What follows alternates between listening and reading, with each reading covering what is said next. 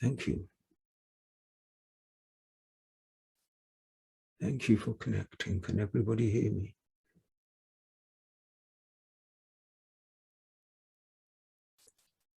Thank you, Cheyenne. Thank you, Floyd. For those who have missed the first two sessions, I will do a quick recap, catch up.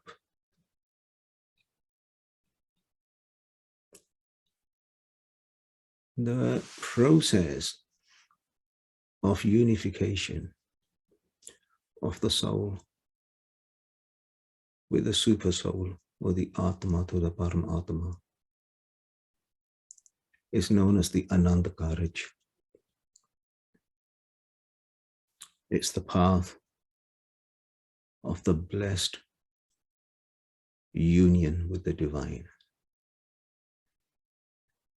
And in the first stage, I shared with you that a journey starts when a seeker is standing on a crossroad of his life or their lives. They are finding no satisfaction in the world that they live in. They are finding no satisfaction in the world that they live in. They are jumping from one pretentious relationship to another only to be hurt.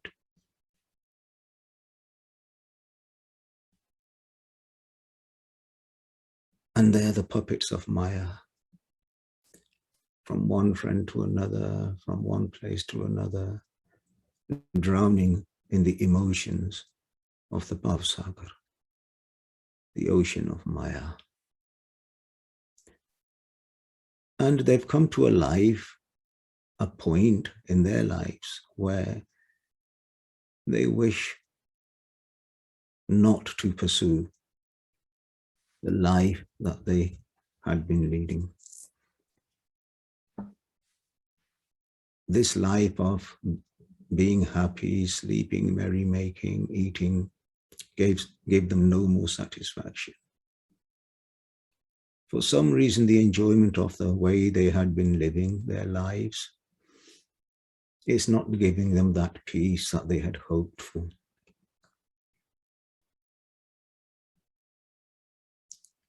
They need to find a deeper purpose in life and to find their innate happiness, not happiness driven by a brand new car or a brand new handbag or a brand new holiday. They are transitory. What makes you happy today will make you sad tomorrow. That is a fact of life, accepted.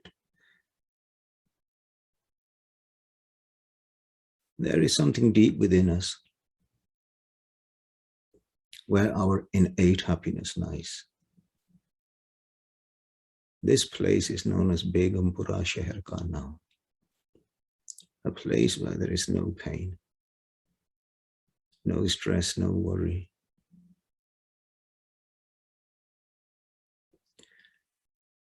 And to get to that place, they have to make a journey from deep within. Where are we at this moment in time? At this moment, we are completely and totally engrossed in the Rajgun, Tamgun, and the Sattvic stage of the mind.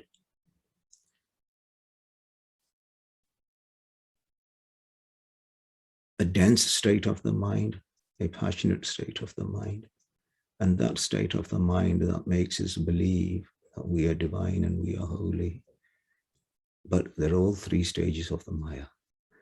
And many spiritual seekers get caught in the Sattvic stage. Because in the Sattvic stage, the illusions of your spiritual superiority cannot be circumnavigated without a true master. Otherwise, you will get caught and trapped. It becomes the blind leading the blind, a very dangerous situation for both. So a seeker has to make a choice. A, are they happy where they are? Or is there a better purpose, a higher purpose for them? The day they make that choice And the day that they decide that they wish to pursue the innate happiness within them, then from that day, the journey towards the enlightenment begins. Now that we've made this choice, so what's the first thing we do? Like any child, any responsible parent will choose the right school and the right teacher for them.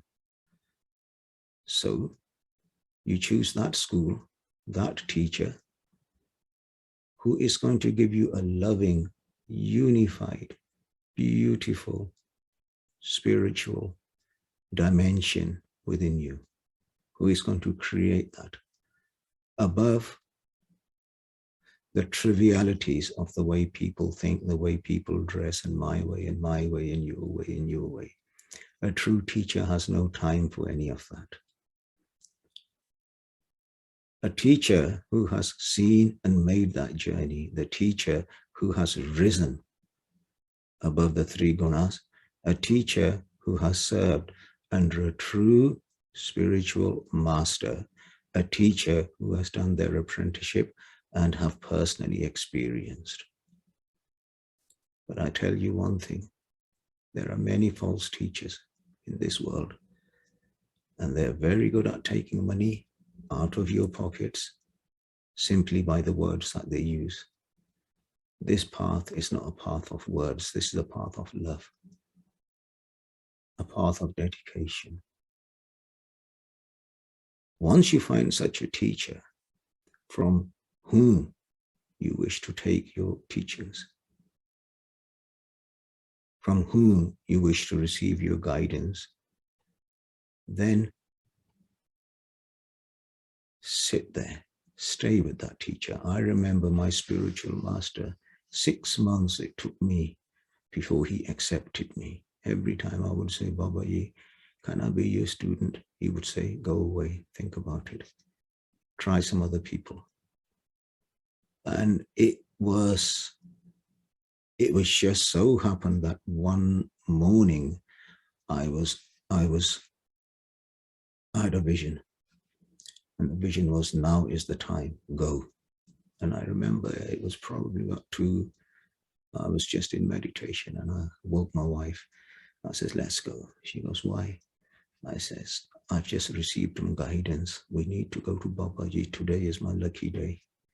So I had my shower, jumped into the car and got down to London where he used to stay. And I knocked on the doorbell at 5 in the morning and he opened the door and he sat me down. And even then, it took me nearly 4 hours of pleading before he finally accepted me as his master, me as his student and him to teach me. And he said one thing to me, when you go to a teacher, once you've accepted that teacher, whatever happens, make sure you stay focused. But before you accept the teacher, make sure that you've accepted the right teacher, a teacher who lives by those values themselves, the teacher who has done the path, a teacher who is full of love. So it's no easy path. But once you find a teacher with whom you wish to learn from, then sit there, stay there. Doesn't matter what anybody says, simply stay there and listen, because true teachings will take you to your higher self. Any teacher that is creating division in your heart, any teacher that is interested in simply your money, think twice. Because where there's money involved, believe me, the truth will be sacrificed. And then have the ability to listen, not to hear. What happens in any husband and wife relationship? 2 people are arguing, but nobody is really listening to each other. They're only hearing what they want to hear. And this becomes a huge problem in any relationship. We haven't perfected the art of listening, because listening requires all our passion, our conscious alertness, our awareness, everything that we are must be in the moment on whoever is talking to us. But we in the main simply hear. And this hearing gives no end of problems, not simply with our loved ones or our friends or at home. It gives a huge problem in our spiritual relationship. And this is why we have so many arguments in the arena of religion, because nobody has listened to the message. This is known as parvartikar. And this is the first stage of your spiritual journey. But one thing I would like to share with you, that through the 4 stages of spiritual enlightenment to be effective, the seeker must be genuine in their efforts. No, I tried my best, I couldn't do this, it will not work. You must have to implement the teacher's teachings in a very genuine way, and the master has to be capable. Not reading from internet and passing it on to you, but I am talking about real experience from deep within. Then as we reflect upon the teachings, the seeker is encouraged to meditate on the Shabd. The Shabd, the word. Again, if you're a Christian, the name of Jesus. Perfect, beautiful, much power if you can say that with passion. Allah, if you're a Muslim. Waheguru, Mool Mantra if you're a Sikh. Buddha, if you're a Buddhist. Whichever mantra, Om, if you're a Hindu, whichever mantra you believe in, that is your Shabd. The name of the divine is your Shabd. Start meditating. Start meditating from day 1. From the first day you start this journey. Why? Because as we meditate on the true Guru in earnest, our sins will begin slowly to disappear. Now, I want you to imagine a seed. You have this seed and you plant this seed, and the chances are it will grow. However, if we roast the same seed and plant that same seed in exactly the same place, that seed will not grow because it's been roasted. It's been absolutely decimated inside. Similarly, the seeds of our karma has a profound effect on our day-to-day living, the way we think, the way we behave, our every action is based and run through the cycle of karma. And in this karma, we suffer pain. Dokha, sokha, karta, janama, funmuga, charana, kamalagor, asram, diya, dukh, pain, sukh, perceived happiness. And this is how we live our life. So as we meditate, what happens is that in the cauldron of the Shabd, all we are doing is roasting our karmic seeds. So if you're a Muslim, Allah, Allah, Allah. If you're a Jesus, follower of Jesus, Jesus, Jesus.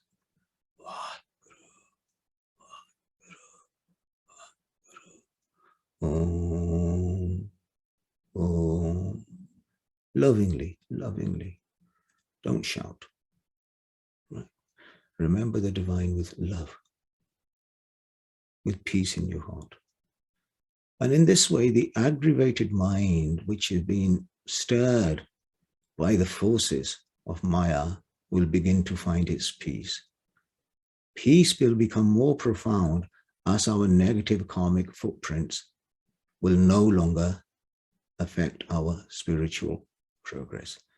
As our karmic footprints begin to disappear, begin to burn out, our spiritual progress will become beautiful. This is the end of the first stage. And what I've explained to you in 5-7 minutes, for many people, will take many, many lives just to go through this. Because remember, there is a force of Maya at every step, in every thought around you, which is going to stop you from this path. What happens when in the morning it's time to meditate and the mind is saying, oh, tired. Who's tired? Who's talking to you? But what happens when you want to go to a party and the mind says, go, put that dress on, put that this on, do this, do that? What happens? Okay, this is Maya. Just understand the trappings of Maya. Yeah, Maya will have you. So understand that. When people just look at yourself and say, why am I thinking like this? Why am I finding it so difficult to do the right thing? And so easy to do the wrong thing? This is Maya. And this Maya is holding us in bondage, is taking away the real innate happiness that we have within us. So going on from there, we move into the second stage. And now the true master will begin to prepare the seeker, disciple, for their first experience with their divine. Now, how will this first experience be like? This experience is a manifestation of what we call anhadton. These are the celestial sounds, or the orchestra, or the symphony of the divine. And in many spiritual understandings, this is also known as the voice of the divine. Beautiful, beautiful, beautiful messages are passed through the divine orchestra. In fact, it's such a beautiful place, people simply lose themselves there. Many, many saints have sent, many, many yogas, the rishis and the yogis sat there just listening to the divine music within. But understand one thing, this is not an absolute experience. This is simply what we call the manifestation of the experience. It's known as the expression. This is not the absolute, because the divine in absolute cannot be experienced. The manifestation, the expressions of the divine will be experienced. And from there, as you go through successfully, you'll end up in an experience of the omnipresence. Suddenly you will start looking at people and saying, they're mine, they're mine. I don't feel any anger towards them. I'm happy, no problems. Everyone is mine. This is another experience, another expression of the divine. This is actually experiencing the omnipresence of the divine.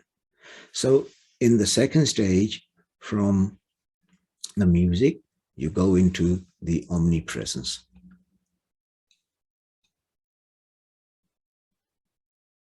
The omnipresence of the divine becomes very strong, and your animosity towards people start lessening. Again, furthermore, the mind will even settle more. And remember, you're still doing your mantra and you're still keeping the sangat of the teacher. And as in the scriptures it says, Je tu mera hoye rahe, sab jag tera hoye. My child, if you become mine, this whole world will become yours. And I remember my master used to be very strong on this teaching.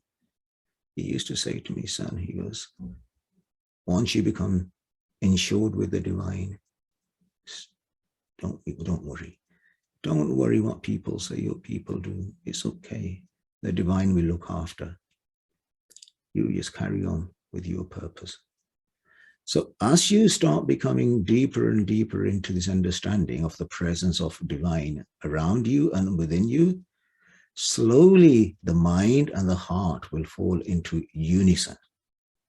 No longer will the mind be scattered somewhere else and your heart is somewhere else. And how many times our minds are somewhere and our heart is somewhere else? We're never in the moment. We're never in the present. We're not in unison. And slowly the cohesion of the mind and the heart will start bonding together. Now what happens? From the soft sounds of the celestial music, and when the unison of the mind and the heart happens, another birth of the Shabd will come. And this is a real rapturous sound.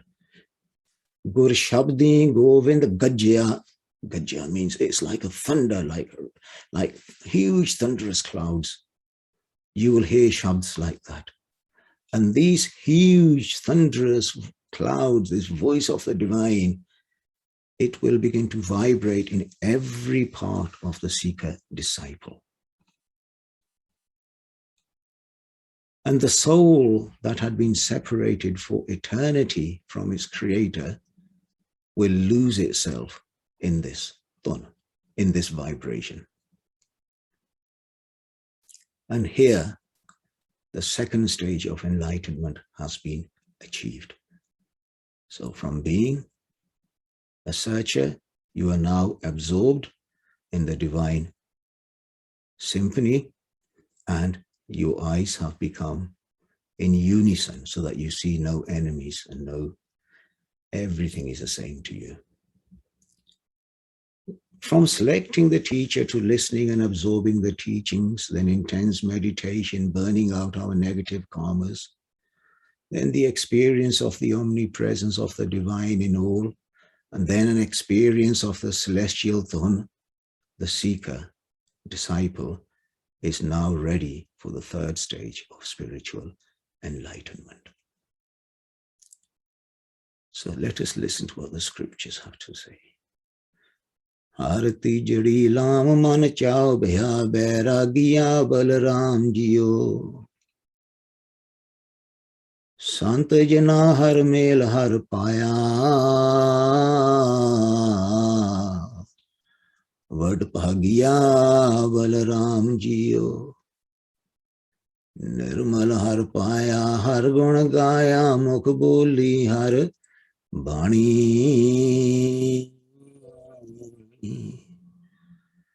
Sant jana vad bhagi paya.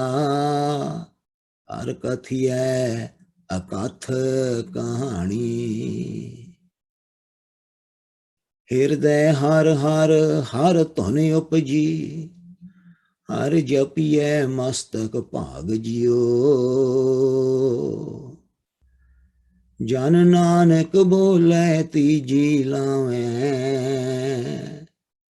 Hari upje man bairag jiyo. Tiji, the third stage. Why?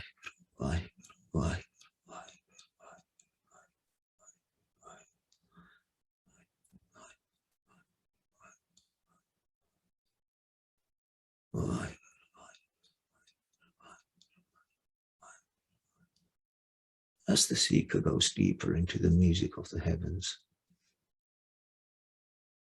as this music is vibrating within the heart of the seeker, sending the seeker deeper and deeper into the meditation, into the Shabd. The soul of the seeker can no longer find its fulfillment in any worldly experiences. It aches and yearns to hear the voice of its Father, of its Creator. For how many lives has it been since the soul had been separated from its Maker? And for the first time, it actually experienced that voice. Imagine a little child who hasn't seen their father for years and years, and then one day the father walks in and calls the name of the child. That voice, that experience, that love, that passion. This is what the soul feels. And once it's experienced the music of the divine, it wishes to develop a more intimate relationship with the divine.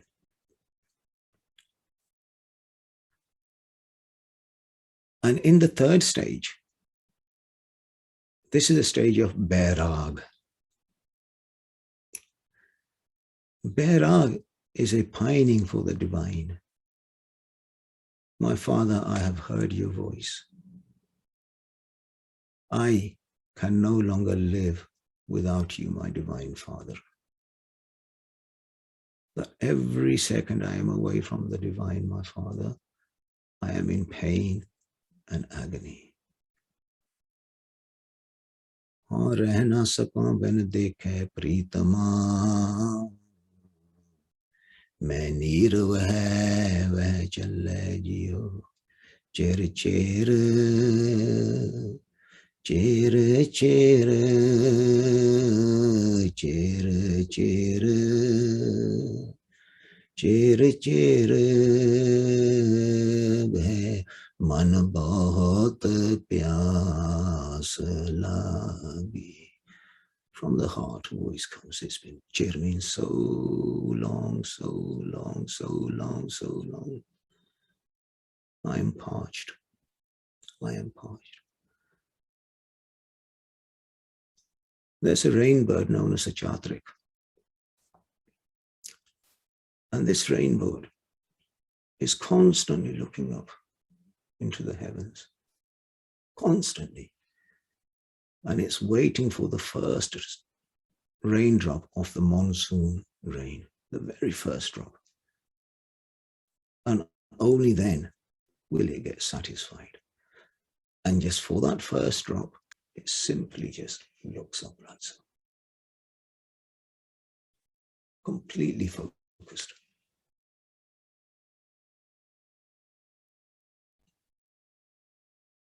It was winter's night.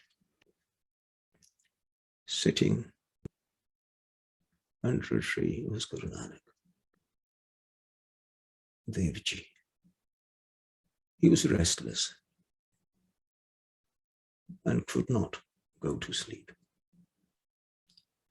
Mardana Ji was a Muslim, but he had been a follower of Guru Nanak Dev Ji all his life. And he had noticed his master's behavior of restlessness had been going on for some days.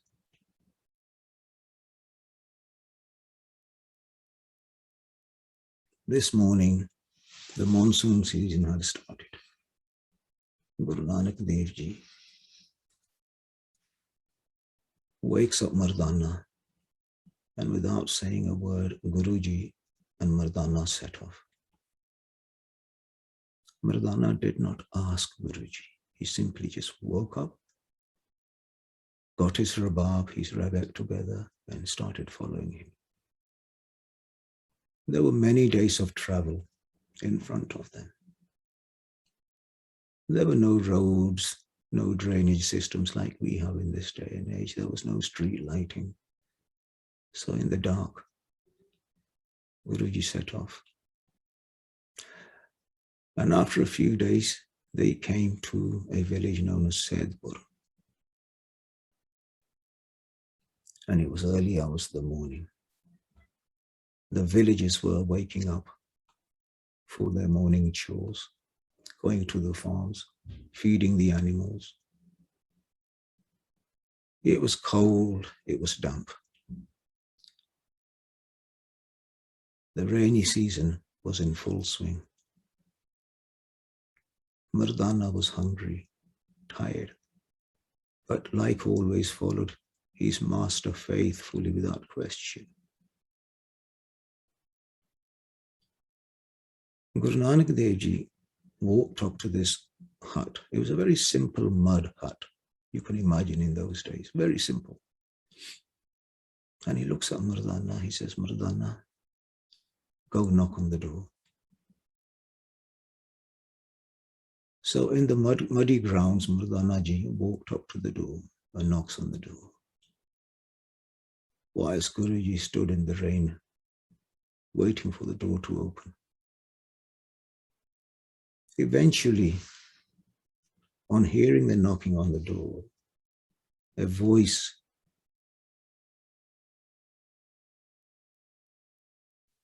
shouted back, "Who is it knocking on this door at this hour of the morning?" Guru Nanak Dev Ji replies, Sat Kartar. Sat Kartar means the Lord is the truth. Son, Lalo, I am here. Lalo had been thinking about Guru Nanak Dev Ji and he stopped eating. He would cook his meal and leave some for Guru Nanak Dev Ji, hoping that Bhaji would come. And his heart was in pain, yearning. And as he was yearning, Guru Nanak Dev Ji's heart became in pain. You know, half the reason we have problems with our prayers, we say our prayers, we say our grace, we hold our hands, but there's no yearning in those prayers. We have to, it's a tick box exercise. There's no yearning, and without yearning, this prayer is never going to reach its intended target. It will never. It becomes no more than just words. A true prayer has to come from pining, from a yearning. Son, your yearning of the heart could not let me sleep. Let me in. Lalo scurries towards the door. His happiness knew no bounds. He got up as fast as he could and rushed to open the door. He sees Guru Nanak Dev Ji and Mardana standing outside, drenched with rain. Lalo rushed out to Guruji and falls straight to Guruji's feet. Lying there in the mud and would not lift his head, crying, washing the feet of Guruji with his tears of yearning.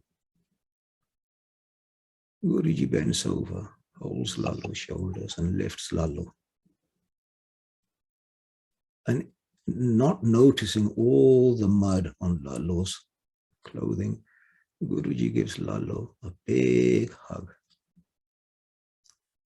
Lalo just standing there. What's happened? What's happened?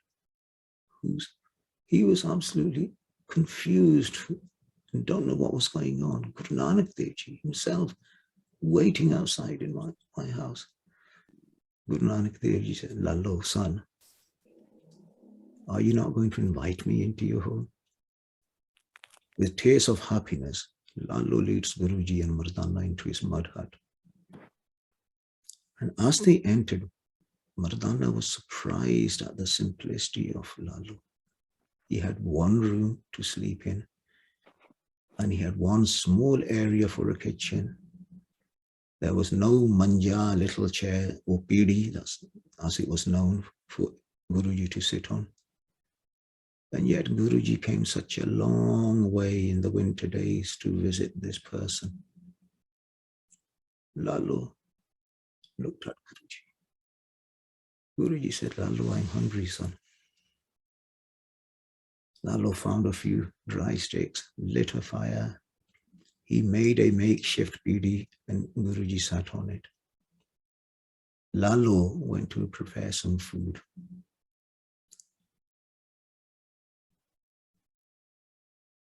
As Lalo went to prepare the meal, Mardana started to massage the tired feet of Nanakji, Baba Nanakji. Mardana ji asked while massaging the feet of Babaji, Baba, who is this person that you have come to? Guru Nanak Dev Ji smiled. He is my true son. I have come to the house of meditation. This is the house of my true devotee. He had been restless for many, many days to the point that I could not go sleep, Mardana ji. As Guruji and Mardana were talking, Lalo brings in the food, some dry chapati, very dry. He was a very poor person. And he washes Guruji's hands and places in front of Guruji a very dry chapati. Guruji blesses the meal, and with every portion of the dry chapati Guruji was biting into, which we call a grahi, Guruji looked at Lalo. Lalo, what a beautiful meal. What a wonderful meal. I have been hungry for so many days. Thank you, my son. Thank you. Watching Guruji eat his simple offering with so much happiness and contentment, Lalo's mind was filling with ecstasy. All Lalo's dreams had come true. So then the third stage, the Virag stage, is also known as the stage of the yearning heart. And in the yearning heart, the prayer of the devotee will be heard in an instant. So what are the steps? So after experiencing the heavenly orchestra of the divine in the second stage, we walk into what we know as ciao, not Italian. This is not Italian, this is ciao. It means a euphoria, an excitement, a feeling of uncontrolled happiness. Man ciao piha prab agam sunya, ciao.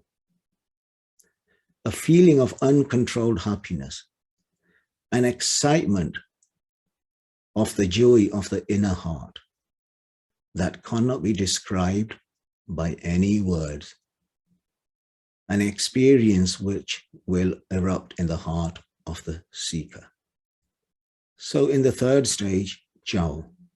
Whereas in the first two stages, you have to fight your mind, in the third stage, that fight stops. Going to school, going to see the teacher, getting up in the morning, doing meditation, and it's a fight. It's a fight against Maya all the time. But in the third stage, this fight becomes ciao.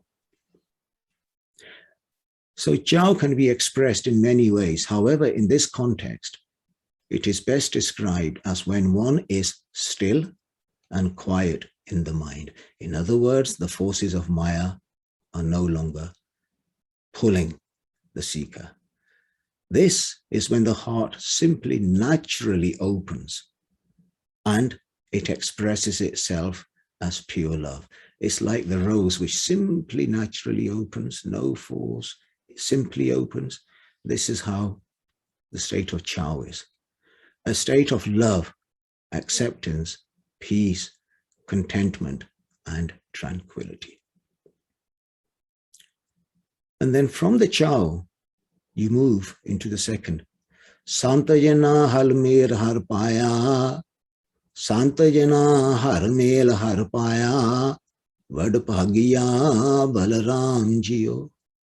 Now is the gift of great fortune.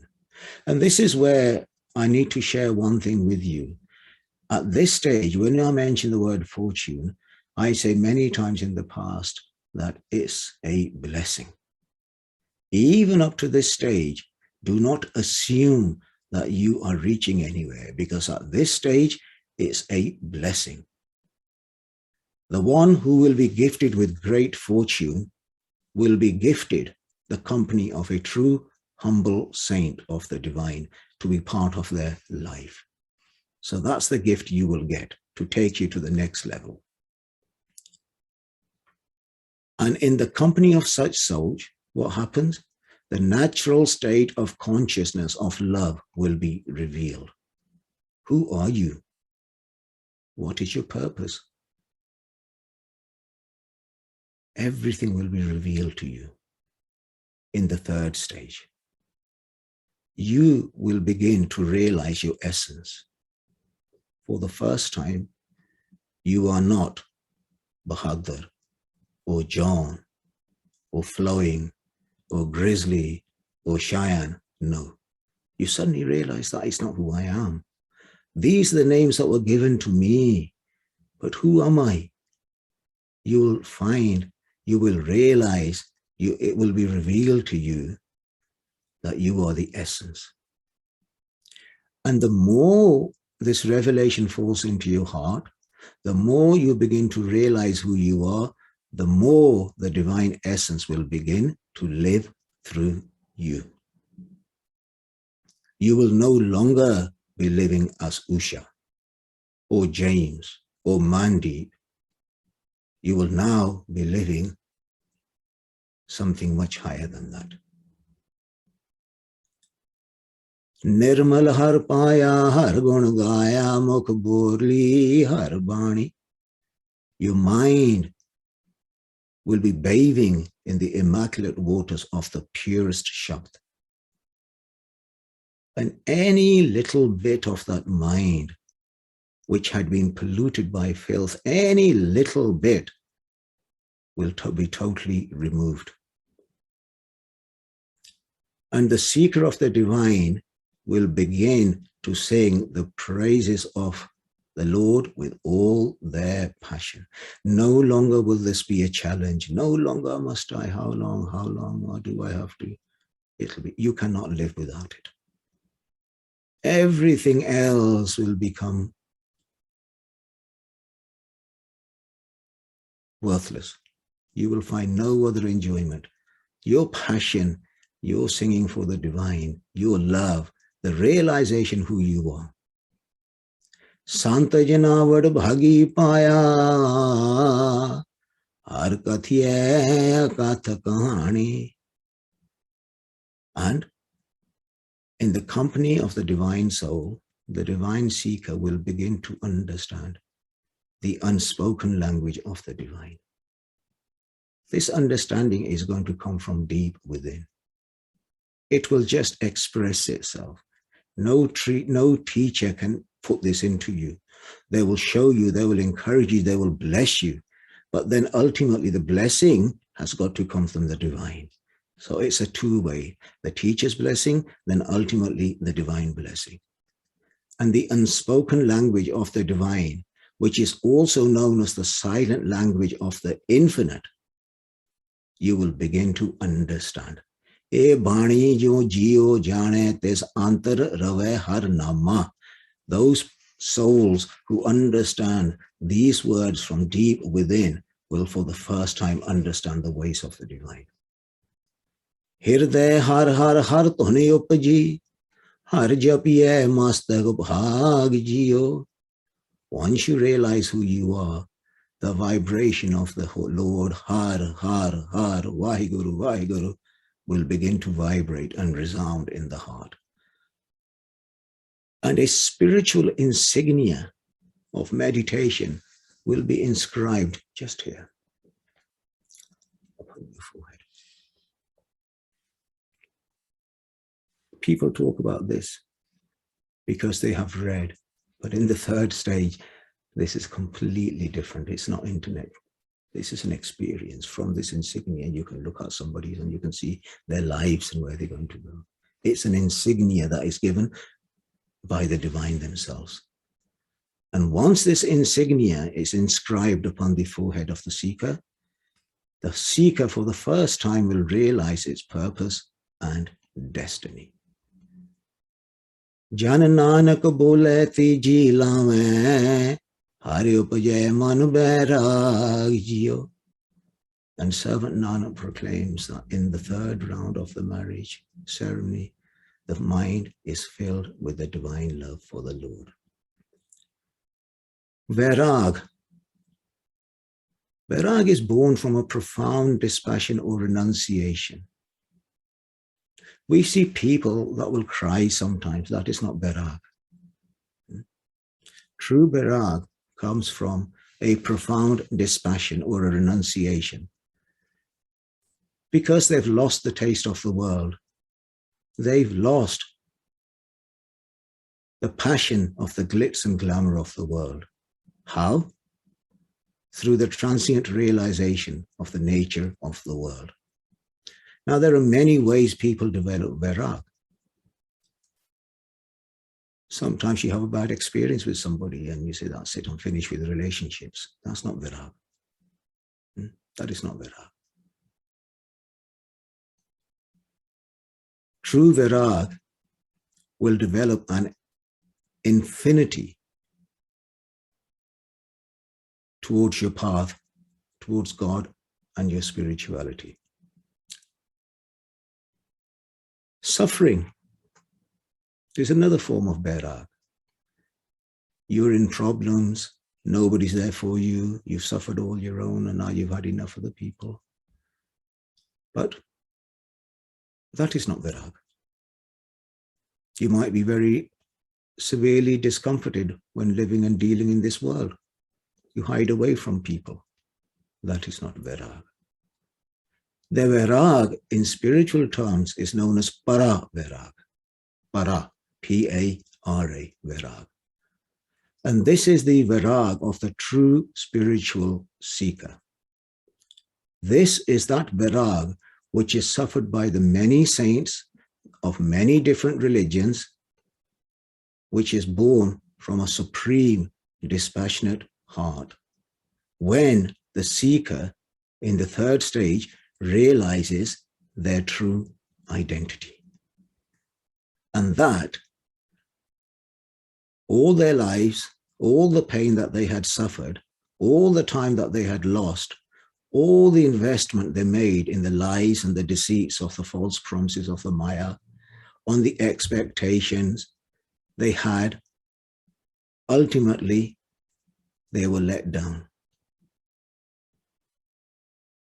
And when this virag, this true virag, takes place in the seeker's heart, now the third stage is complete.